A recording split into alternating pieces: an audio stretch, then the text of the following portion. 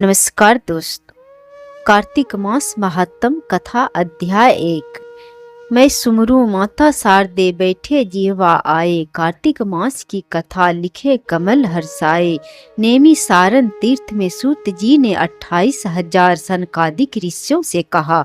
अब मैं आपको कार्तिक मास की कथा विस्तार पूर्वक सुनाता हूँ, जिसका श्रवण करने से मनुष्य के सभी पाप नष्ट हो जाते हैं और अंत में वैकुंठ धाम की प्राप्ति होती है। सूत जी ने कहा, श्री कृष्ण जी से अनुमति लेकर श्री देव ऋषि नारद के चले जाने के पश्चात सत्यभामा प्रसन्न होकर भगवान कृष्ण से बोली, हे प्रभु, मैं धन्य हुई, मेरा जन्म सफल हुआ।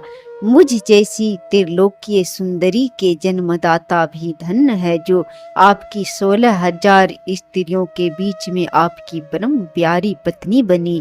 मैंने आपके साथ नारद जी को वह कल्प वृक्ष आदि पुरुष विधि पूर्वक दान में दिया, परंतु वही कल्प वृक्ष मेरे घर लहराया करता है। यह बात मृत्युलोक में किसी स्त्री को ज्ञात नहीं है। हे त्रिलोकी नाथ, मैं आपसे कुछ पूछने की इच्छुक हूँ, आप मुझे कृपा करके बताने की कृपा करें। कार्तिक महात्म की कथा विस्तार पूर्वक सुनाइए, जिसको सुनकर मेरा हित हो और जिसके करने से कल्प पर्यंत भी आप से विमुख न हो। सूत जी आगे बोले। सत्यभामा के ऐसे वचन सुनकर श्री कृष्ण जी ने हंसते हुए सत्यभामा का हाथ पकड़ा और अपने सेवकों को वहीं रुकने के लिए कहकर विलास युक्त अपनी पत्नी को कल्प वृक्ष के नीचे ले गए।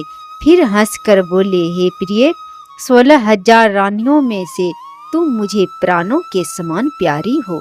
तुम्हारे लिए मैंने इंद्र एवं देवताओं से विरोध किया था। हे कांते, जो बात तुमने मुझसे पूछी है उसे सुनो। एक दिन मैंने श्री कृष्ण तुम्हारी सत्यभामा इच्छा पूर्ति के लिए गरुड़ पर सवार होकर इंद्रलोक जाकर कल्प वृक्ष मांगा। इंद्र द्वारा मना किए जाने पर इंद्र एवं गरुड़ में घोर संग्राम। लोक में भी गरुड़ जी गौओं से युक्त किया। गरुड़ की चोंच की चोट से उनके कान एवं पूंछ कटकर गिरने लगे, जिसे 3 वस्तुएं उत्पन्न हुई। कान से तंबाकू, पूंछ से गोभी और रक्त से मेहंदी बनी। इन तीनों का प्रयोग करने वाले को मोक्ष नहीं मिलता। तब गौओं ने भी क्रोधित होकर गरुड़ पर वार किया, जिसे उनके 3 पंख टूटकर गिरे। इनके पहले पंख से नीलकंठ, दूसरे से मोर और तीसरे से चकवा चकवी बन हुए।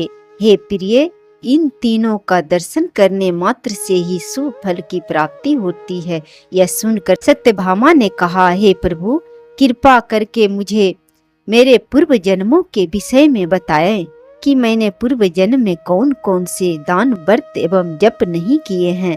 मेरा स्वभाव कैसा था, मेरे जन्मदाता कौन थे और मुझे मृत्युलोक में जन्म क्यों लेना पड़ा। मैंने ऐसा कौन सा पुण्य कर्म किया था जिसे मैं आपकी अर्धांगिनी बनी हूँ। श्री कृष्ण जी ने कहा, हे प्रिय, अब मैं तुम्हारे द्वारा पूर्व जन्म में किए गए पुण्य कर्मों को विस्तार पूर्वक कहता हूँ, उसे तुम ध्यान पूर्वक सुनो। सतयुग के अंत में मायापुरी में अत्रि गोत्र में वेद वेदांत का ज्ञाता देव शर्मा नामक एक ब्राह्मण निवास करता था। वह प्रतिदिन अतिथियों की सेवा, हवन और सूर्य भगवान का पूजन किया करता था। वह सूर्य के समान तेजस्वी था। वृद्धावस्था में उसे गुणवती नामक कन्या की प्राप्ति हुई। उस पुत्रहीन ब्राह्मण ने अपनी कन्या का विवाह अपने ही चंद्र नामक शिष्य के साथ कर दिया। वह चंद्र को अपने पुत्र के समान मानता था और चंद्र भी उसे अपने पिता की भांति सम्मान देता था। एक दिन वे दोनों कुश वे समीधा लेने के लिए जंगल में गए। जब वे हिमालय की तलहटी में भ्रमण कर रहे थे, तब उन्हें एक राक्षस आता हुआ दिखाई दिया। उस राक्षस को देखकर भय के कारण उनके अंग शिथिल हो गए और वे वहां से भागने में भी असमर्थ हो गए। तब उस काल के समान राक्षस ने उन दोनों को मार डाला। क्योंकि वे धर्मात्मा थे, इसलिए मेरे पार्षद उन्हें मेरे वैकुंठ धाम में मेरे पास ले आए। उन दोनों द्वारा आजीवन सूर्य भगवान की पूजा किए जाने के कारण मैं दोनों पर अति प्रसन्न हुआ।